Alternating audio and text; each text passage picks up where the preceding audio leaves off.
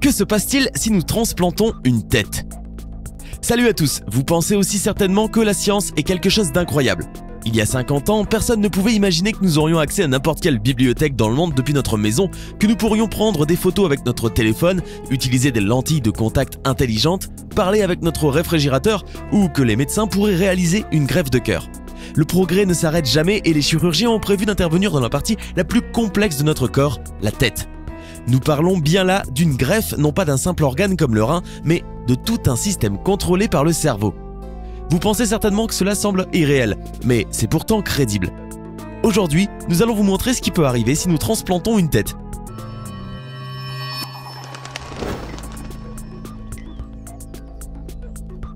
Il y a plusieurs décennies de cela, la transplantation de tissus d'un corps à un autre était considérée comme quelque chose d'incroyable. De nos jours, les chirurgiens peuvent remplacer le foie, le rein, le cœur et même les mains et les jambes. Ainsi, des millions de personnes ont osé franchir ce pas et vivent heureux avec des organes étrangers provenant d'autrui. En revanche, placer une tête humaine dans un autre corps est quelque chose que, jusqu'à récemment, personne n'avait osé réaliser. Mais nous parlerons de cela plus tard. Le problème principal dans une greffe de tête n'est pas seulement le fait que le corps puisse rejeter le nouvel organe, mais il réside également dans la moelle épinière. Cette partie du corps est directement connectée au cerveau et répond par l'envoi de signaux nerveux à d'autres parties du corps. Un traumatisme au niveau de la moelle épinière lors d'une greffe, ce qui est très probable, peut conduire la personne à cesser de sentir son corps, à l'exception du visage, sans parler de son impossibilité de se déplacer. Le but de ces opérations est justement d'aider des personnes avec des corps atrophiés, par exemple des patients souffrant d'atrophie musculaire. C'est la même maladie dont souffre Stephen Hawking. Mais la médecine chirurgicale continue de progresser et des résultats ont déjà été obtenus dans ce domaine. Les chiens. Les premières greffes de tête ont été réalisées au cours des dernières années, mais sans la participation de donneurs humains. Plus exactement, il s'agissait de plusieurs opérations simultanées où participèrent 20 chiens, pour la plupart de simples chiens errants. En 1945, le médecin soviétique Vladimir Demikov ajouta une tête supplémentaire à nos amis à quatre pattes. Oui, cela semble assez étrange, un peu sinistre, et plus ou moins dans le style de Frankenstein. Il s'agit pourtant d'un fait réel et véridique. Les chiens à deux têtes pouvaient manger et comprendre ce qui se passait autour d'eux. Le chien le plus résistant réussit à vivre 1 mois avec ses deux têtes. Pendant ce temps-là, les têtes continuèrent même à grandir, du moins le pelage, qui poussa de 2 cm. Le plus intéressant, c'est que Demikov n'était pas un médecin professionnel et devait travailler dans des conditions terribles, caché dans des sous-sols, alors qu'il menait ses expériences pour donner vie à Cerbère, vous savez, le chien grec à 3 têtes. Eh bien, malgré toutes les greffes de têtes canines, cela permit à la science de transplantologie de progresser de manière considérable. De ce fait, la première greffe de cœur fut réalisée par un disciple de Demikov sur la base de ces mêmes expériences canines. Et tout ceci grâce au fait que le scientifique soviétique unissait non seulement des chiens à d'autres, mais transplantait aussi leurs organes avec des résultats vraiment étonnants. Les singes. Environ 16 ans après les chiens à deux têtes, le scientifique nord-américain Robert White décida de réaliser une série d'opérations spéciales au centre d'études sur le cerveau de Cleveland. Pour White, étudier le cerveau humain n'était pas suffisant. Autrement, nous n'aurions pas mentionné son nom, n'est-ce pas? En fin de compte, après de nombreuses expériences, Dwight décida de réaliser une greffe de tête en utilisant 2 singes. L'opération dura 2 heures d'affilée pour le médecin et ses assistants et connut un certain succès, du moins à l'époque.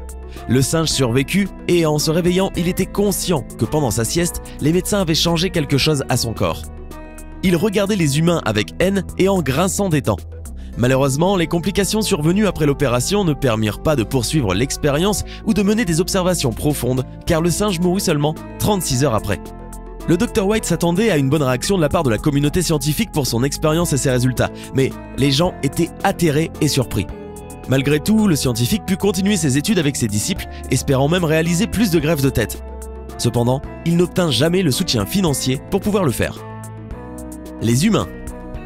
Naturellement, toutes ces études et les nombreuses expériences menées sur les pauvres animaux ont été le prélude à l'expérience finale, c'est-à-dire une greffe de tête sur un être humain. Rassurez-vous, personne n'a encore réalisé ce genre d'expérience. Cependant, récemment, en 2015, le neurochirurgien italien Sergio Canavero a promis de réaliser une opération de ce genre en 2018. Cette nouvelle a surpris le monde scientifique, suscitant également l'intérêt de nombreuses personnes qui n'ont aucun lien avec la science ou la médecine. Beaucoup se moquèrent de Canavero, tandis que d'autres l'accusèrent de ne pas avoir d'éthique médicale et de bien d'autres péchés encore. Pourtant, les moqueries et le scepticisme n'empêchèrent pas Canavero de trouver du soutien partout dans le monde. Il présenta en premier lieu une série d'articles dans la revue Surgical Neurology International. aux côtés de quelques scientifiques sud-coréens et nord-américains à propos d'une substance spéciale qui d'après lui pourrait aider à récupérer la moelle épinière après une greffe. Les traumatismes au niveau de cet organe, comme nous l'avons déjà dit, sont la principale difficulté lors de la transplantation d'une tête. Les scientifiques ont appris à rassembler des os brisés et pourront probablement à l'avenir les cultiver dans des flacons pour réaliser des greffes sans donneur. Cependant, nos connaissances actuelles sur la récupération des connexions entre les neurones ne sont pas les meilleures. Toutefois, l'équipe des scientifiques a réalisé une expérience en utilisant 8 souris de laboratoire atrophiées sur lesquelles on injecta cette fameuse substance pour pouvoir observer leur comportement. Résultat, 3 rongeurs sur 8 n'ont pas survécu à l'opération, tandis que les 5 autres ont difficilement retrouvé leur capacité à se déplacer. Quelque temps après, les scientifiques décidèrent de renouveler l'expérience, mais pas avant d'avoir amélioré la substance. L'expérience se vit cependant entravée par des circonstances inattendues. Le laboratoire fut inondé et les souris moururent, sauf une. Elle retrouva le contrôle de son corps et 2 semaines plus tard, elle put manger seule et décida ensuite de conquérir le monde. Après les souris, les scientifiques décidèrent de mener des expériences sur des animaux plus grands, un chien cette fois. Mais rassurez-vous, cette fois-ci, on n'utilisa pas de tête supplémentaire ou des choses similaires. Les scientifiques injectèrent tout simplement du polyéthylène glycol dans l'épine dorsale d'un chiot, dont 90% de la moelle épinière était touchée. Résultat, 3 jours après cette expérience, le chien pouvait bouger ses pattes, 2 semaines plus tard, il pouvait ramper, et au bout de la 3e semaine, il commença à marcher.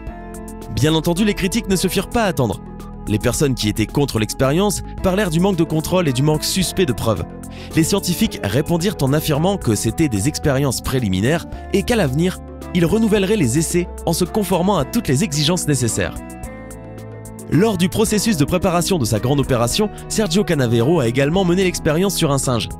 Après la greffe de la tête, la moelle épinière du primate ne put être récupérée à cause des traumatismes et les scientifiques durent baisser la température du cerveau à 15 degrés Celsius afin d'éviter la mort des cellules. En gros, l'expérience fut un échec et le singe ne vécut pas plus de 20 heures. Cet échec n'arrêta pas le scientifique. En effet, le médecin est aujourd'hui prêt à réaliser la greffe d'une tête humaine et il est en négociation avec un groupe de spécialistes qui va réaliser l'opération. Canavero ne veut qu'assister les médecins, peut-être en raison de sa spécialisation. D'après le neurochirurgien, la première opération de ce genre sera réalisée en Chine en décembre 2017, avec le soutien du gouvernement chinois qui financera cette coûteuse opération, à condition que le donneur soit un citoyen chinois. Voici, selon Sergio Canavero, le processus qui devrait être utilisé. 2 équipes travaillent en parallèle sur un receveur tétraplégique et un donneur en état de mort cérébrale. La première refroidit la tête du receveur à 15 degrés, ralentissant le métabolisme du cerveau pour qu'il ne subisse pas de dégâts durant la période où il ne sera pas irrigué. Ensuite, l'équipe dégage les muscles et les vaisseaux sanguins du cou, la trachée et l'œsophage. La thyroïde est conservée. Puis, c'est l'incision simultanée des moelles épinières à l'aide d'une lame ultra fine. La tête du receveur est ensuite transférée sur le corps du donneur et immédiatement, les axones de la moelle épinière sont reconnectés, grâce au mélange PEG, schizosane, ainsi que toutes les parties sélectionnées. Un traitement immunosuppresseur est mis en place. Ainsi, si Sergio Canavero réussit, un nouvel homme est né. S'il survit et souhaite avoir des enfants, sa descendance sera en réalité celle du donneur mort. Problème. Comme vous le savez, nous sommes en 2018 et il semblerait que Sergio Canavero n'ait toujours pas réalisé son opération. Mais parlons maintenant de ce qui est vraiment intéressant. Quelles sont les conséquences d'une greffe de tête? Pour l'instant, les scientifiques n'ont pas de réponse claire. La seule chose qu'ils assurent, c'est qu'il s'agit d'une opération très délicate qui, en cas de succès, représentera un grand pas en avant pour l'humanité, un véritable saut vers l'avenir. L'opération coûtera 20 millions de dollars et pour la réaliser, plus de 150 médecins, infirmières et infirmiers, spécialistes techniques, ainsi qu'un grand nombre d'équipements et de matériels spéciaux sont nécessaires. Si tout se déroule bien, le patient chanceux devra supporter un long rétablissement et ne pourra se déplacer tout seul qu'1 an après le processus. Cependant, des médecins sceptiques assurent que les chances de réussite de l'opération dans l'avenir sont minimes, vu que de nombreux facteurs entrent en jeu. Ceci, en plus de la nécessité de refroidir le cerveau à une température à laquelle il ne peut plus fonctionner, sans parler de la question éthique. Mais qui sait, dans 2 ans peut-être l'homme arrivera sur Mars, terminera ses recherches dans l'océan et en passant, réalisera l'opération la plus délicate jamais imaginée. C'était « Que se passe-t-il si nous transplantons une tête ?» Que pensez-vous de cette opération? Totalement utopiste ou complètement irréalisable? Dites-nous ce que vous en pensez dans les commentaires. Hey, c'est tout pour aujourd'hui. Si vous avez aimé la vidéo, n'oubliez pas de la liker et de la partager avec vos amis. Et si vous êtes nouveau sur la chaîne, n'oubliez pas de vous abonner et d'activer la notification. Bye bye!